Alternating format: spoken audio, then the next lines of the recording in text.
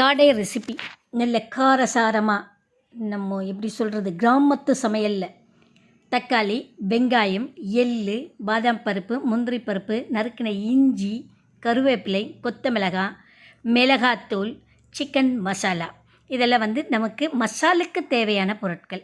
இப்போ அந்த மசாலுக்கு தேவையானது வெங்காயம் நறுக்கின வெங்காயத்தை நல்லா வணக்கிடலாம். சரி, அதுக்குள்ளே நீங்கள் என்ன பண்ணுங்கள், ஒரு சப்ஸ்கிரைப் பண்ணுங்கள். சப்ஸ்கிரைப் பண்ணாதவங்க சப்ஸ்கிரைப் பண்ணுங்கள், சப்ஸ்கிரைப் பண்ணவங்க லைக் பட்டனையும் கருத்துக்களை கமெண்டில் பதிவிடுங்க. அடுத்து நறுக்கி வச்ச இஞ்சி, அடுத்து பாதாம் பருப்பு முந்திரி பருப்பு இதையெல்லாம் போட்டு நல்ல எண்ணெயில் நல்லா வதக்கிடுறோம். நல்லா வதங்கட்டும்.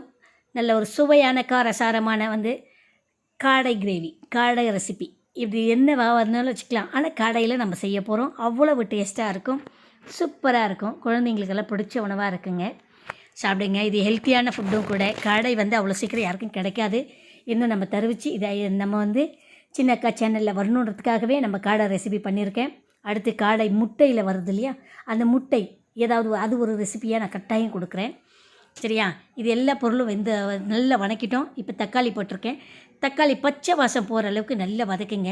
இதில் நம்ம முந்திரி பருப்பு பயன்படுத்துகிறோம் இல்லையா, முந்திரி பருப்பையோ பாதாம் பருப்பையோ பயன்படுத்த வேண்டாம். அப்படின்னா சிறுக எல்லாம் பதமாக இருக்கிற தேங்காய் கூட பயன்படுத்திக்கலாம். அதுக்கு பதிலாக தேங்காய் பயன்படுத்திக்கலாம். ஏன்னா இது நம்ம இந்த மசாலா இப்படியே விட போகிறதில்ல. இது நம்ம நல்ல மைய விழுத அரைச்சிக்க போகிறோம். பாருங்கள், சிக்கன் மசாலா போட்டிருக்கேன். காரப்பொடியும் போட்டிருக்கேன். நமக்கு தேவையான அளவுக்கு நல்ல காரம் வேணும், அதுக்காக காரப்பொடியும் போட்டிருக்கேன். இதுக்கு முந்திரி பருப்பும் பாதாம் பருப்பு தான் போடணுன்றது இல்லை. தேங்காய் நல்ல எல்லாம் பதமாக இருக்கிற தேங்காவை போட்டு நல்லா வணக்கிட்டு, இப்போ இது நான் போடுறது பார்த்திங்கனாக்கா கஸ்தூரி மெத்தின்னு நம்ம சொல்லுவோம்.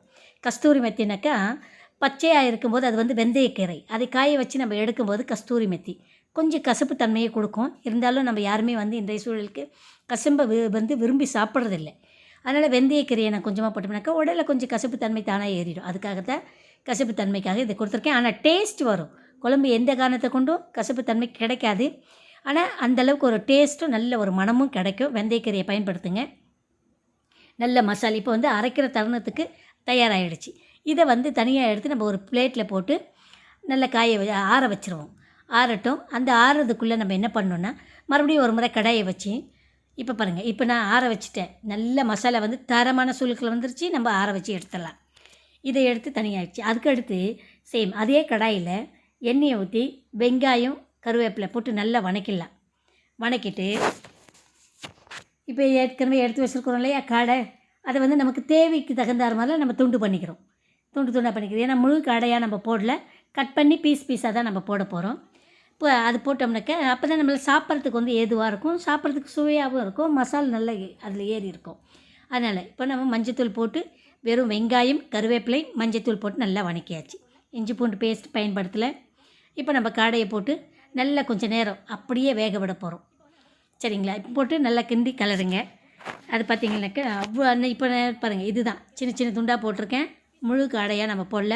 முழு காடையாக போடுற ஒரு சூழல் அடுத்த வீடியோவில் நான் கொடுக்குறேன். அதுவும் நல்லாயிருக்கும், அதையும் பார்த்துக்கலாம். சரிங்களா?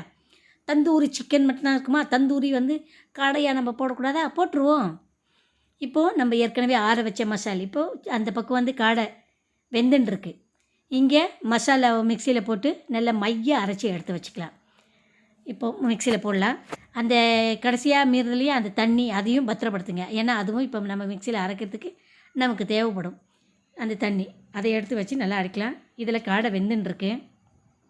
நல்லா வெந்துட்டு தரமான ஒரு சூழ்நிலைக்கு வரதுக்குள்ளே மசாலா மைய அரைச்சி நமக்கு ஒரு மாதிரி நைஸ் நல்லா தெரியும், எடுத்து வச்சுக்கலாம். இப்போ எடுத்திங்கனாக்கா காதை நல்லா வெந்திருக்கு. இல்லை ஒரு பாதி திட்டமாக வேகும்போதே கொஞ்சம் உப்புத்தூள் போட்டுடலாம். உப்புத்தூள் போட்டோம்னாக்கா நமக்கு கறியிலெல்லாம் ஏறி இருக்கும். இப்போது நம்ம அரைச்சி வச்ச மைய அரைச்சி வச்ச மசால் விழுது உள்ளே போட்டாச்சு. மேலேயும் கீழேயுமா வணக்கிட்டு இதையும் போட்டு டம்கிட்டையும் ஒரு கொஞ்சம் நேரம் ஒரு 10 நிமிஷம் கண்டிப்பாக நம்ம மூடி வச்சுட்டு சுவையான நம்மளோட காடை ரெசிபி தயார். சாப்பிட்டு பாருங்கள், அப்படி ஒரு டேஸ்ட்டாக இருக்கும். சரியா? சாப்பிட்டு முடிச்சதுமே மறக்காமல் சப்ஸ்கிரைப் பண்ணுங்கள். சப்ஸ்கிரைப் பண்ண மறக்காதீங்க.